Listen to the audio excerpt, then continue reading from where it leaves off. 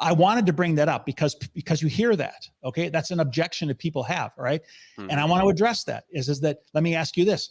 Have there ever been legitimate businesses that have taken people's money and they've disappeared, all right? And the answer is yes, yeah, right? yeah. And it has nothing to do with cryptocurrency. So, Right. so when I say that you should evaluate a project and you should determine its roadmap, its utility, and its team, I'm really just saying you should evaluate the business is what you should do. You should become confident in the business and then make an investment in what it is that you're doing in the business, not in this thing that's cryptocurrency or NFTs. It just happens that we put those together to create value. Now, Gabe, you've seen some of those, tank when people didn't do that. And then talk to us about rug pulls and doxing and undoxing, because I would just want people to know those terms. Yeah. So one of the terms you said, doxing, is when when everybody on their team is either anonymous or not anonymous.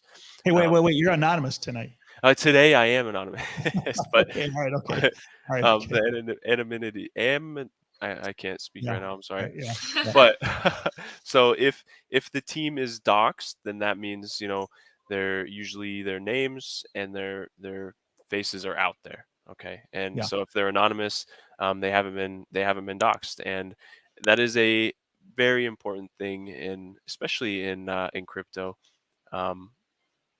because usually if there are some projects where even if they're not doxed, they could be a good project, but it's a little bit more safe if they are. Risk. It's a little more safe if they are, right? Because they can they could take all the money and you wouldn't even know who these people are.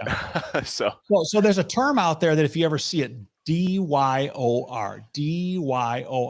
If someone says DYOR, what does that mean? It means do your own research, right? And it's no different than when someone tells you don't invest in a stock or don't invest in a product or buy a product without doing your own research. And so it's no different in this space, in NFT space, as it is, anywhere else. And Gabe, just real quick before we go to the next subject, just tell people what it means when someone says a rug pull, because I know that gets thrown around. Okay.